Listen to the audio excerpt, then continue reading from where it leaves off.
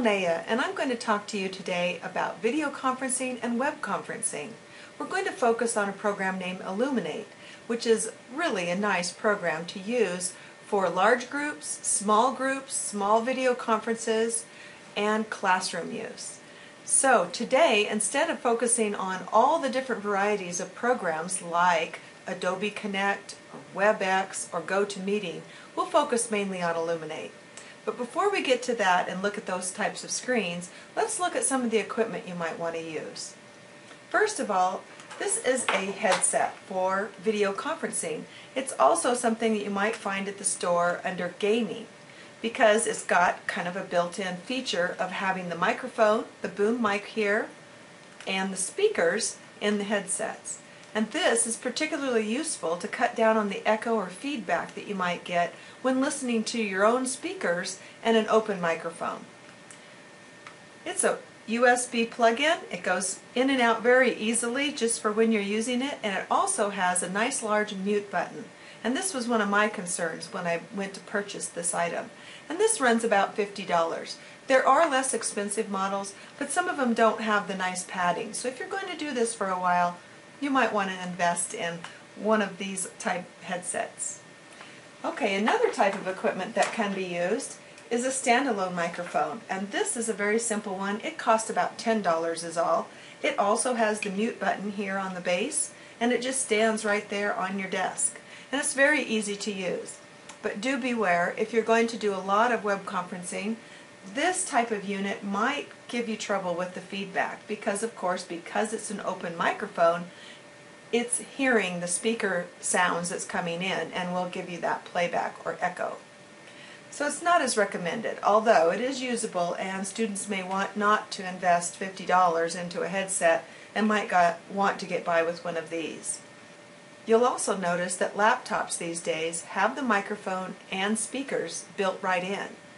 Those also are not advisable if you're going to be doing a lot of conferencing because, again, you get that same feedback problem. So those are the equipments that you would need. If you are going to use a video type conference, you'll want to also have a webcam. And that's another item that could be built in to your laptop. So what's next? Sending out the invitations. Plan ahead to send your attendees advance notice of the meeting so that if they do need to have equipment purchased and installed, they'll have plenty of time. Most of the programs for video and web conferencing have built-in automated invitation systems.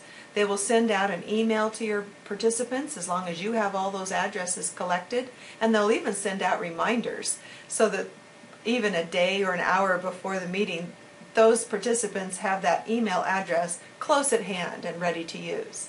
Another thing that I highly recommend is scheduling a practice session.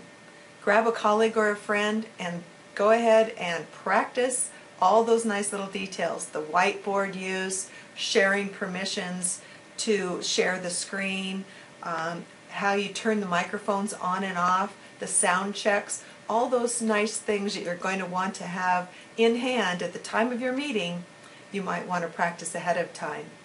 So I think that's it for the preparation. Let's go ahead and look at the screen and see what Elluminate can show us today. What we're looking at is the Elluminate desktop, and what we see in front of us is several sections, and these sections are quite important. First we have the whiteboard, which I have already selected the pen here by coming up with my cursor and clicking the pen. And so now I can draw, maybe I would draw a graph. I can also start some text.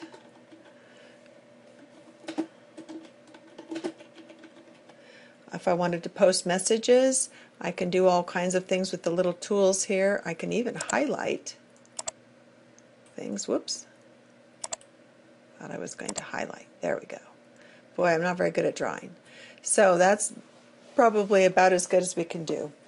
At any rate, we can also erase that instantly and start again.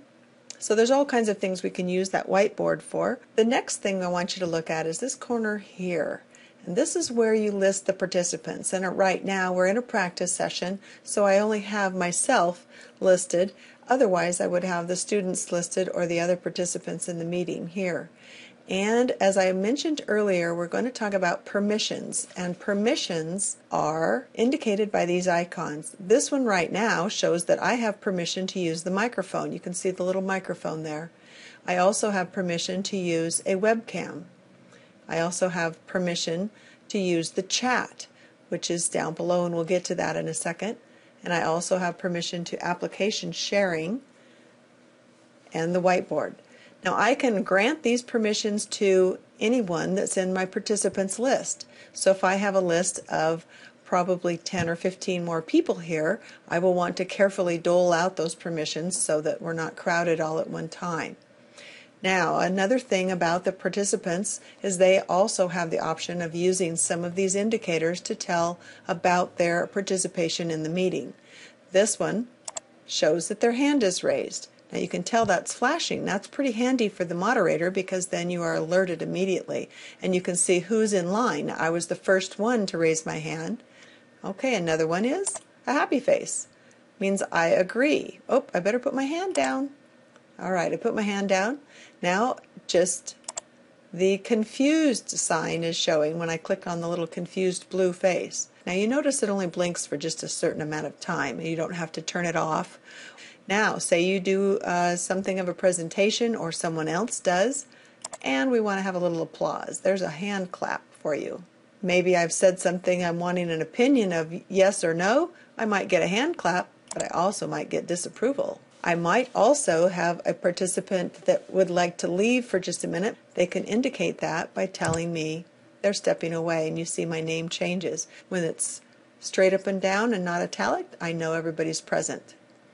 These two little indicators, the yes and the no, have to do with the polling that we would have up here. If we were taking a poll, you could post a question, ask people to answer immediately, and you'd get that feedback. Okay, let's step away from the participants area for a little bit. We're going to go right down here to the chat. And you can see in the chat window, we have all kinds of different chat. So we can have public or private, all selected or any selected. And that means that you can select your people from your list as per who is involved in the chat. Okay, now I want to warn you at one point that you should tell your participants very clearly that because it says private does not mean it's private. It actually just means that it is going to go from just the one person writing it to the one person they've selected to receive it. But it is also going to be shown to the moderator and they are going to see all the chat messages. So there really is no privacy. It's just limited. Where they chat is they click on the chat box here, write their message, click send. It can go to this room or others, and that's another feature that Elluminate has, is you can set up different rooms. Now, moving on down the line, we would like to see this area. That is where we set our settings. I've got my microphone set kind of high, my speakers kind of low. I would be using a headset, and I would want to try my microphone out by clicking here to talk. You notice it's a very large button. I also have a sound or connection status, and I have sound checks available if I click these. Plus or minus, I can increase or decrease. So this is the quick tour of the Elluminate screen, and you can see here there's a number of different items in the list. This list of items is a little bit larger for the moderator than it is for the participant, but they also have some settings that they can change the way that the screen looks for them. They can print things out. They can do a number of things. So that is the quick tour of the Elluminate Live desktop. That just about wraps up our tutorial on Elluminate, but I do want to mention a few more of the ground rules. And the first one is to be sure and use that mute button often. It's much nicer to have those background sounds of the dog barking or kids playing and what have you in the background muted so that the other participants are not bothered. So be sure and ask your participants to do this.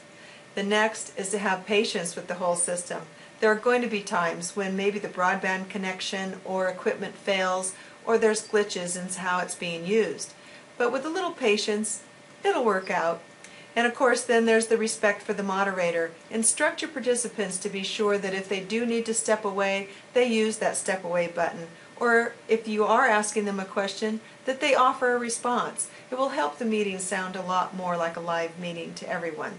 So those are important. And also, I advise to use those audio setups when you first log on, because those are going to ensure that you'll have the microphones at the right level, and thus the sound coming out on the speakers at the right level, and of course also that you've selected the correct equipment that you plan to be using. Those are all important features of part of that sound setup. So be sure and go over that at the first of the meeting as well. And I also highly recommend at your practice time to go into the Elluminate website and use those tutorials. They've got a great library of them, and they go step by step, easy and clear to understand, and it'll be much appreciated when it comes to meeting time. So there you have it. That's the last of getting started with Elluminate. I hope you've enjoyed our day today. Thank you.